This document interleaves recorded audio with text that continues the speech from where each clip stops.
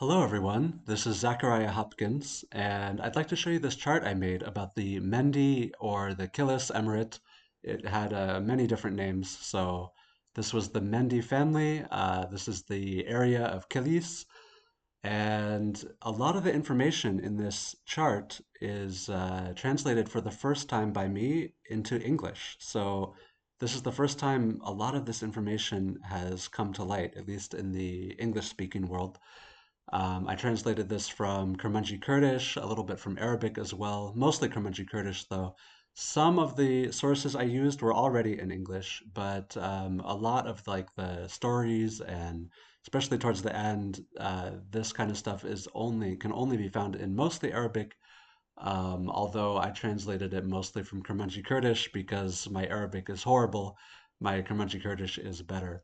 And these sources, these Arabic and Kurdish sources, actually, most of them are translated from an earlier source, which was a book written in Persian in the late 1500s. So there's a lot of history behind this.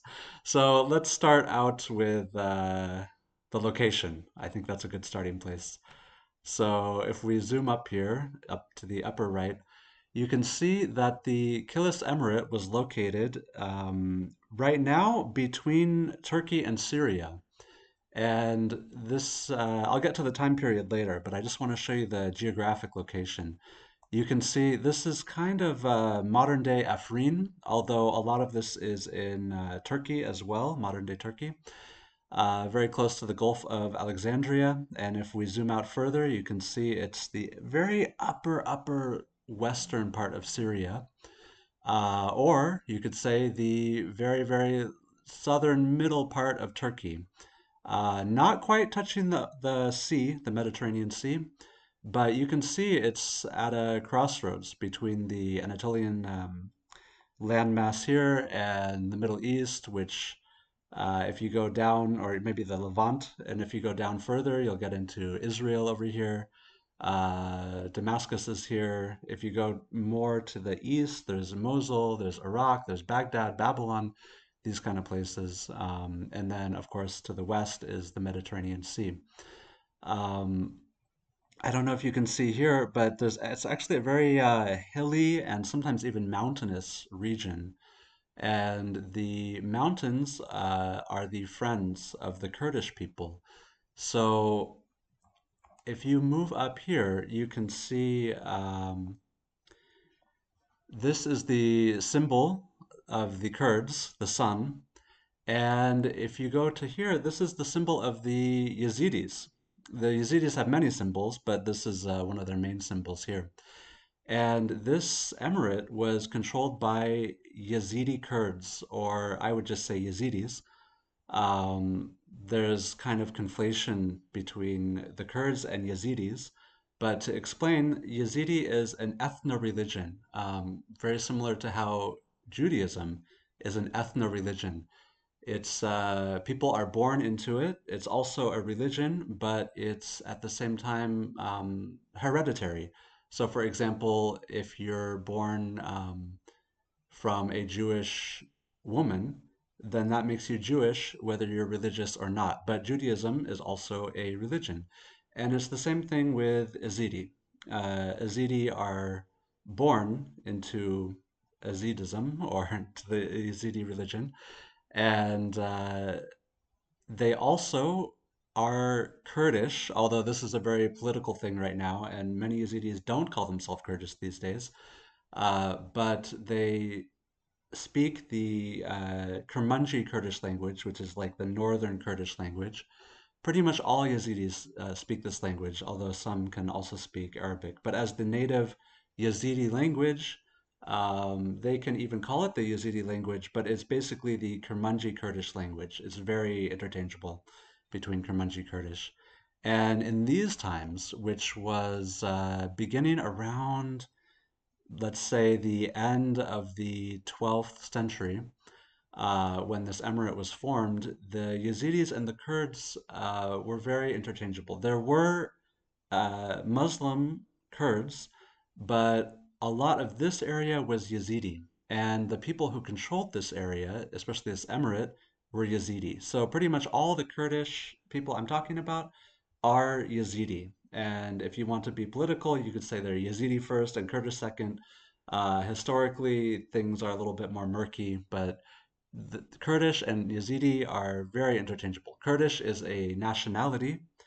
Yazidi is also a nationality, but also a religion. Kurdish can also be um, any religion they want. Kurdish is more just an ethnicity, whereas Yazidi, as I said before, is ethno-religious, and it's an Abrahamic religion, just like Islam, just like Christianity, just like Judaism. It has a lot of similarities to Islam, but it's definitely its own thing, and it's a really interesting religion. Okay, so let's get into it. Um, so the first guy that controlled the first sheikh, there's all kinds of names you can call these guys. Sheikh, Amir, Mir, Beg, Bey, and you'll see all these names. They're very, very interchangeable, especially for the purposes of this poster. What I did is I just used what the sources said. So you can see here Sheikh Mend, but up here you can see Melik Fakhreddin, and Melik just means king. Sheikh also is very similar to king. So these are all very interchangeable, and I wouldn't worry about the subtle differences, at least for the purpose of this poster. So let's start at the beginning of the emirate. The emirate was given to Sheikh Mend by Saladin, and Saladin was a very, very famous guy. Let's zoom up on his turban, by the way. This is just an amazing turban. So Saladin, he was he's one of the most famous Middle Eastern people in history. He had to do with the Crusades. He created the Abuid dynasty. I could do a whole thing on Saladin, but what's important to know about Saladin was he was also Kurdish. He fought for Islam, he fought for Arab people, he fought for just uniting the entire, nowadays we'd say the entire Arab world, but not just Arabs, also Kurdish, also many other people, Yazidi, for example, against the Crusaders and kind of like he got Jerusalem. There's all kinds of things he did. So when he became powerful, he gave this territory over here to Sheikh Mend because Sheikh Mend was also Kurdish. He was Yazidi.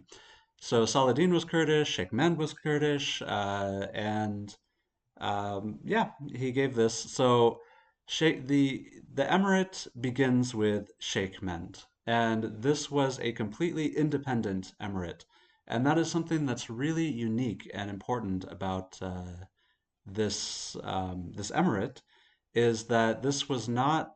If you look down here throughout all of the history of this poster, um, almost all of it anyway, not when we get to the Mongols and others.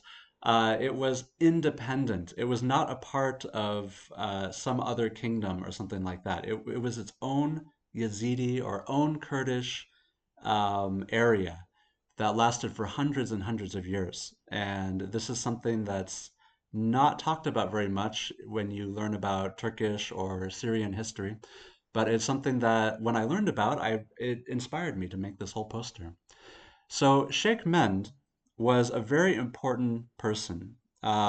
He was the son of this guy, Melik Fakhreddin, who was in the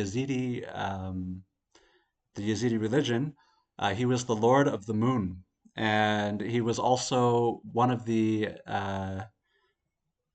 seven divine beings to all of whom God assigned the world's affairs. We're getting back into the very, very beginnings of the Yazidi religion.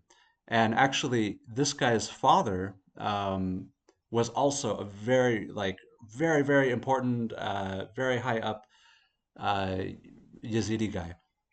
So, and his family, his brother, I think, was the personification of the sun. and this guy was the personification of the moon. And then he had at least three sons and one daughter. The daughter also is a revered Yazidi, you could say, saint. And these families also are very important in Yazidi culture and in Kurdish history also. So Sheikh Mend was the son of this really important guy, basically. And he has a shrine nowadays, and the shrine often has these snakes in it. And this is a good thing. Snakes are very, very valuable and holy for Yazidi people. There's many stories about snakes that are show snakes in a very nice light. And even you can see here, from his principality stretched from Afrin to Kilis to Mars. Mar means snake in Kurdish. So snakes very important, and his shrine is often filled with snakes, and this is like a good thing. This is a good sign. So in the sources, I found that he had a son, and then his son had a son, and his son had a son, but nothing much was said about these people. So I don't have anything to say about them myself. When the Abuyid dynasty ended, it ended, I think, around 1260, something like that. But for the purposes of the Mend Emirate, the Abuid dynasty ended in 1259 because this is when this guy, Halegu Khan, took over. And when I say he took over, he just was a bull in a china shop and destroyed everything. At least this is the way that the Kurdish people remember him. When I showed this chart to a Kurdish person who didn't know very much about Kurdish history or anything, she saw this name, Halugu Khan, and said, "Oh, that's the bad one." So yeah, he was not very liked, and luckily for the people of the Emirate, the Bahri Malmuks came and threw him back to Iran, pushed him back east to Iran, and returned the independence of the Mendi Emirate. So the Baris did not take over the emirate. They gave the emirate back to the Mend dynasty. And then the sources just say that the dynasty remained independent until 380. And 380 is when a new version, you could say, of Mamluks came, the Burji Mamluks. These guys came from Circassia. Not sure if I'm saying that right, but basically, like, Armenia, Azerbaijan, this area, Georgia, this area of Russia.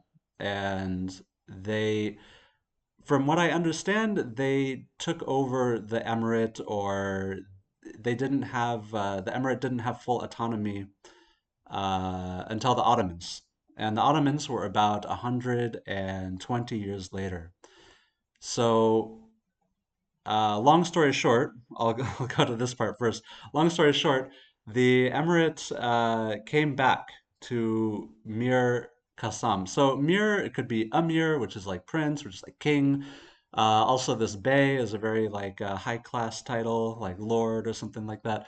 So in the sources, it's Mir Qasim Bege Mendi. It's basically saying the King Mendi, King Qasim, and his last name is Mendi, something like that. So what happened is Qasim teamed up with Sultan Salim of the Ottomans, and together they kicked out the Mamluks. But there was this other guy, and he's coming later. But this other guy, his name was Sheikh Izan. Sorry, Sheikh Izdin, which is like saying the Yazidi Sheikh. But just keep in mind, all of these people, except the Ottomans and the Mamluks, they were all Yazidi. So it's just saying it's like saying Sheikh Kurdi or something like that, Sheikh Yazidi. So this guy, I think he wanted to take control of the emirate himself, and he fought against Qasim.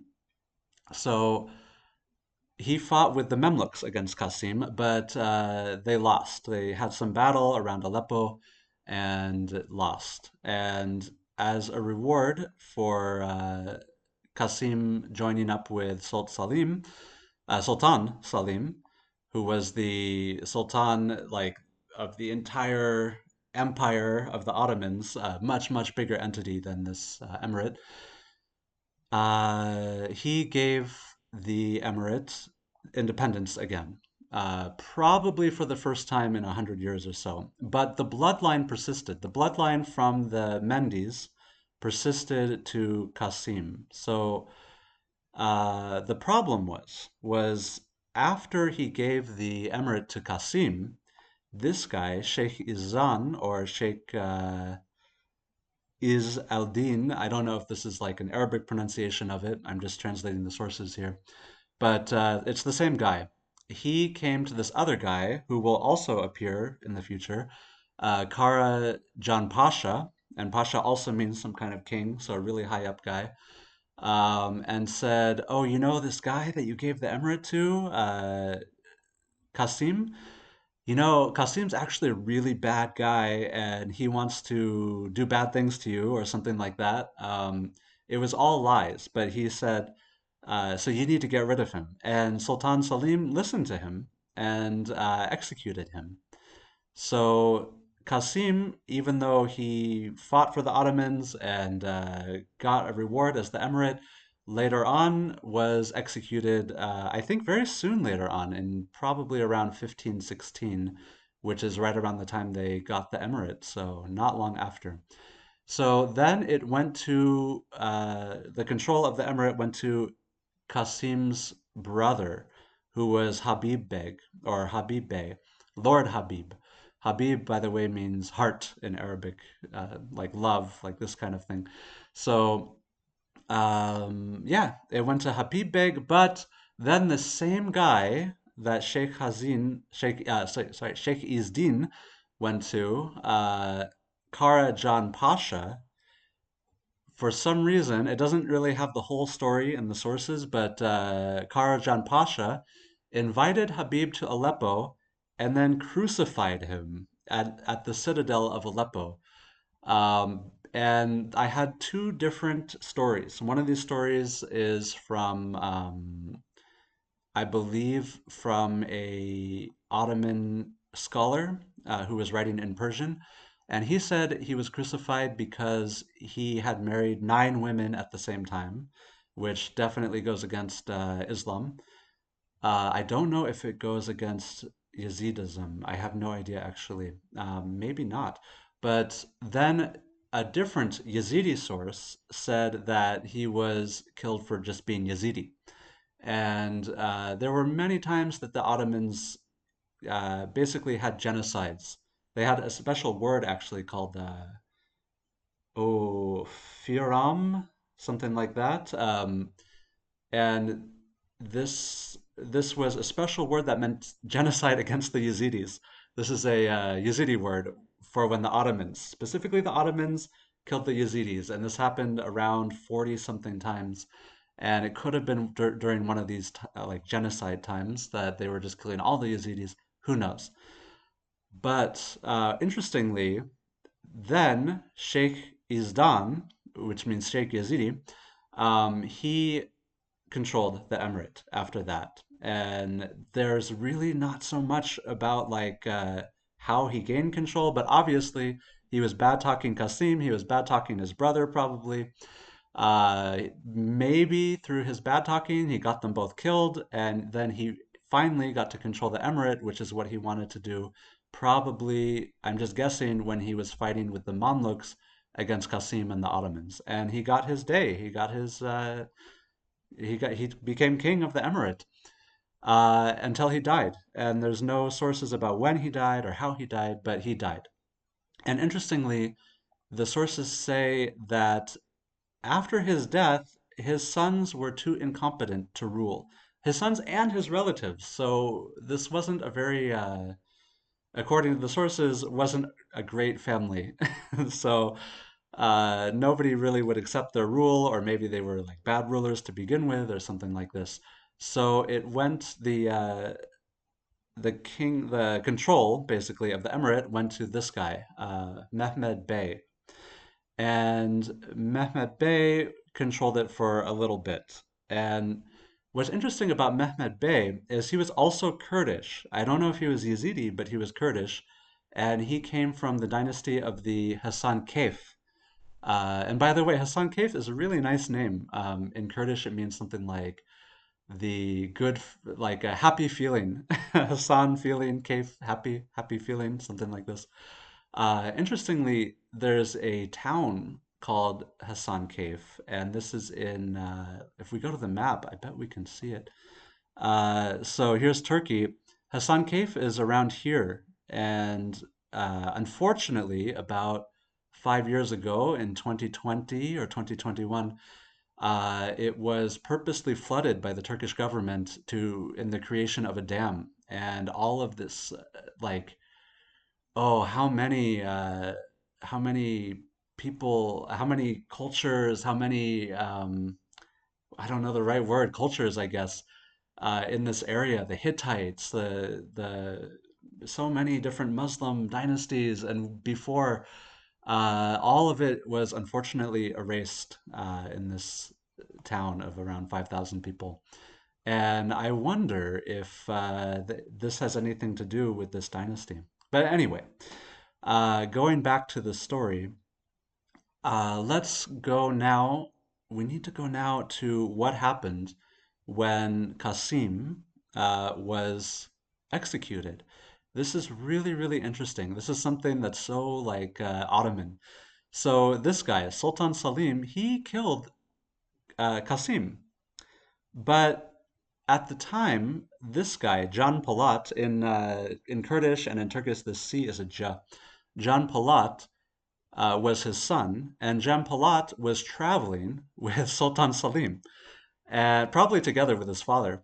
And so Sultan Salim, he killed his father, but then he kept Jan Palat as like the Ottomans did this kind of thing. And in European history, you'll see this as well as some sort of maybe hostage or just like, well, this guy's royalty, so might as well keep him in the royal court. Like it's just an interesting thing that we don't see nowadays. But his son was around 12 years old or so, although the math doesn't really line up, but that's what the sources say.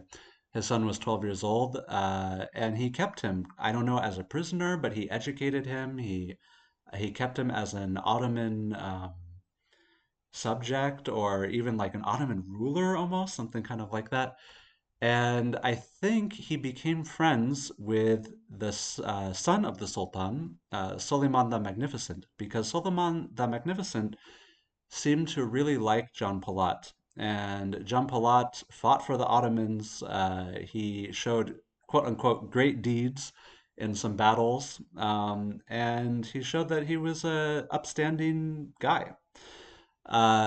So when Jean Palat got control of the empire, sorry, when Suleiman the Magnificent of the Ottomans got control of the Ottoman Empire, he, I think he decided to give Jean Palat some territory.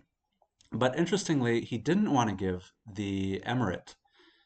He didn't want to give this territory. He gave territory like Aleppo, some other territory to Jean Palat. And Jean Palat said, "No, I want the territory that's rightfully mine. I want the Mendi Emirate. I want the Kilis Emirate." By the way, Kilis is was the main city of the time. It's here, Kilis. So a lot of times it's called the Kilis Emirate. But anyway, he wanted that emirate. He wanted the emirate of his father. He wanted it returned back to him. But Suleiman the Magnificent, or Sultan Soleimani the First, he was very hesitant about this. Uh, the literal translation of the sources of the Kurdish source that I used said he didn't want to get a headache from giving him the emirate. I don't know exactly what that means, but I get the feeling that this emirate was a problem for the Ottomans. Was one of these like kind of rowdy emirates. So first, Suleiman the Magnificent gave the emirate control from Mehmed Bey to Hassan Khani Khadim. And Khadim means the eunuch, which is interesting. So I don't know what to call it. The power went to Husan Khane Khadim, and basically he said, Suleiman the Magnificent said to Hussein, so I'm thinking of giving this emirate to John Palat, but I'm worried about it. Can you kind of like rule it and see how things go? Maybe things will be better if you rule it, or like just let me know how things go. So then Hussein Khani wrote back, like he ruled the emirate for a bit and wrote back to Suleiman the Magnificent and said, no, only the Mend family can control this emirate. This emirate is very boisterous. They're always killing each other. There's always like blood feuds and things like that. They're only going to listen to uh, someone from the Mend family. And actually, the sources don't say that. They say they will only listen to John Palat. But I assume that means they will only listen to not people from these families, but from the original Mend family that had been controlling the emirate now for 300 or so years.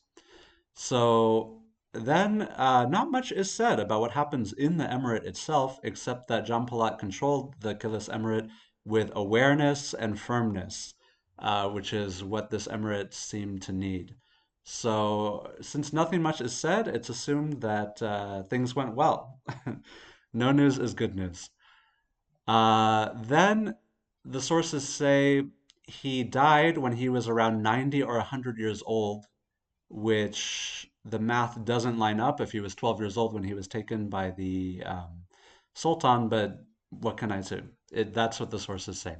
So I put his date of birth as 1480, although it's probably more like 1500 or something. So Amir Jan Palat married probably a lot and had many children, at least many boys. He had 10 boys. I don't know so much about these seven boys here, but his oldest, Jafar, again, the C here is a J sound. Jafar, apparently he was also a bit incompetent and very quick to anger. One of these, like, I don't know, pretty rich boys that likes to fight and drive his cars fast, maybe drive his horses fast and kill people. I don't know. This was pretty violent area and a violent time. So uh, it doesn't say exactly what happened to Jafar. Things are kind of murky, but long story short, it goes to his brother Habib. And there's a story about Habib, how he had to go to this emperor or sultan, Murad III, and give him 5,000 dinars in order to keep control of his emirate. Now, keep in mind the emirate is still independent from the Ottomans, but maybe they still need support or their blessing from the Ottomans to keep this independence. So he gave Murad III 5,000 dinar to keep it. And this was a time when the Ottoman Empire was becoming more and more corrupt. And this had to do with money issues. It had to do with America being discovered and lots of gold influx happening because of that. And yeah, so the Ottomans, this isn't the decline of the Ottomans, but they're just getting more corrupt and sketchy, more and more sketchy things having to do with the Ottomans begin to happen. And Murad III did agree to to keep Habib um, as the emir, as the controller of the emirate, as the king of the emirate. But I don't, there's some sketchy thing that happened. I'm not sure what. Apparently 5,000 dinars wasn't enough or something. And long story short, the emirate went to his brother Hussein. And Hussein is kind of the downfall of the emirate, not by any fault of his own, in my opinion, But Hussein at one point was fighting with the, I believe it was Murad, but it could have been, no. It must have been Mehmed the Third. So he was fighting alongside Mehmed the Third, or at least fighting alongside the Ottoman army against the Persians, and they lost the battle. And not only Hussein, but other people that were fighting alongside were accused of being too slow. There was some story where it was kind of obvious that the Ottomans were not going to win this battle against the Persians, but they were stubborn and fought against the Persians anyway. And then when they lost, the Ottomans got really angry and they killed Hussein Bey because they kind of blamed him for losing the battle. Him and other people for losing the battle because they were like too slow. I don't know, something weird like that. This did not go over well in the Emirate, in the Kilis Emirate, in the Mendi Emirate. And Ali Beg, who was Hussein Bey's nephew, I don't know from which son. I'm guessing maybe Jafar, maybe, because Jafar was the oldest, but he was controlling the emirate at this time because Hussein was off fighting a war against the Persians. So Ali Beg gets word that his uncle had been executed. So he declared his uncle like a really good guy. I don't know exactly the right word, but like, oh, this guy was the best. I can't believe that the Ottomans killed him. And Ali Beg said, okay, we're going to have like I wouldn't say revolution is the right word because they were already independent, but had like a independence movement or rebellion or something against the Ottomans. And this went way beyond the scope of the emirate and went all over greater Syria to Trier in what's now Lebanon, to Aleppo, many other places as well. All across the this you could say greater Syria area, and initially it was successful, and a lot of places were declaring themselves independent from the Ottomans. There were the this emirate, the Kurds of this emirate, Kurds and Yazidis, no matter what their religion was, they all gathered around Ali Beg and fought with him. But then there was the Ottomans basically outwitted Ali Beg's army. There was maybe something like 40,000 soldiers of the Ottomans against 40,000 of Ali Beg's, something like that. It was a huge battle, and Ali Beg lost because the Ottomans outwitted him in Aleppo. So what Ali Beg did, this is so funny. He went to the Sultan, which was, I believe, Sultan Ahmed at the time. He was a young guy. If you can see here, he was very young. He died when he was 27. So he was this young guy. Ali Beg, I don't know how old he was, but I imagine it's like these two young guys. And Ali Beg goes to Sultan Ahmed and says, quote, bands of the wretched gathered against me, and I did not get rid of them, except that I threw them into the mouth of your soldiers, your meaning the Ottoman, and fled to you as the sinners did. So basically, all these people that gathered around Ali Beg, Ali Beg disowned them and said, "Oh, these guys were all thugs, and they gathered around me. I couldn't do anything about it, and my solution was to make them fight against you because I knew you would win, and then you would kill them all this way, and we would be free from these thugs." And these were the guys that were supporting Ali Beg. At least that's how the story goes. Who knows how much truth is in that story, but that's what the sources said, and I find that. Um, Kind of an interesting way that this emirate ended. And that was the end of the emirate. Because what happened is Ahmed the First, he basically told Ali Beg, okay, I forgive you, I pardon you, but now you are not the emir anymore of the Mendi Emirate or the Kilis Emirate. You are now the emir of Timisoara in Romania. The Ottomans also controlled Romania at this time. Romania is really, really far away from this area, by the way. It's nothing like this area. I happen to have gone to Timișoara about 8 years ago and had some really weird experiences there. It's like in the middle of Transylvania. It's where the castle of Vlad the Impaler, like the vampire guy, that's where he was born in Timișoara. It's not a big place at all. Really weird place. Nothing at all like Kilis. This must have been devastating for Ali Beg, but at least he got to live, except he didn't because on his way he was killed in the Belgrade castle. He was assassinated by the Ottomans. The Ottomans did this kind of stuff a lot. They like to butter people up and then kill them, basically. So this way, Ali Beg wouldn't fight anymore against the Sultan, and that was the end. That was the end of the Mendis. Except it wasn't. There's something really, really interesting about these guys. Later on, in the postscript that I wrote here, maybe I can zoom up a little bit. So this is the symbol of the Druze. And the Druze, not Jews, Druze, which is a different religion, also kind of an ethno-religion, Abrahamic. They are basically Muslim, kind of like Shia Muslim, but they're their own thing. They're Druze.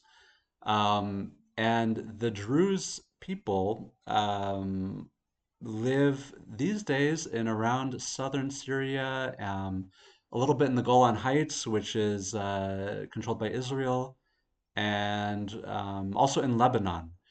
So there's a Druze family called the Jambalat family, and that sounds a lot like John Polat.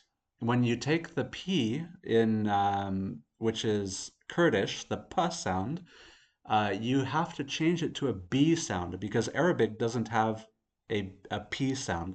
They say ba.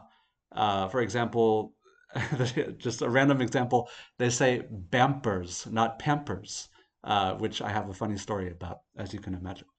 So, uh, the Jambalat family is a real, if you know anything about Lebanese politics, they are a huge deal in Lebanon. They're really, really important in Lebanese politics. And there is a recorded line of secession that goes from the Mendi people to the Jambalat family. So at some point, they changed from Yazidi and went to what's now Lebanon and also southern Syria, and joined this Jambalat family, which again sounds a lot like John Pullat. So interesting.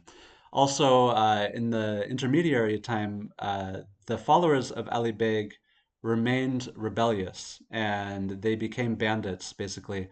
And this guy, who I don't know anything about, Okchu Ezidanlı, which is kind of like a Turkicized version of Okju Yazidi tribe, who were, yeah, the Yazidi in this time were known as bandits. And it's interesting to see the, what do you call it? I don't know, creation story of how they became bandits. They used to be part of an independent emirate that the Ottomans killed the emir of, and they refused to submit to the Ottomans, so they became bandits.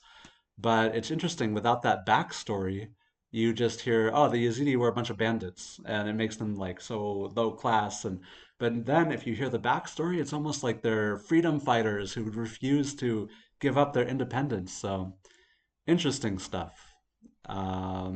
And there is so much more about this emirate, but this was the basic backstory of it. It lasted for about 400 years or so.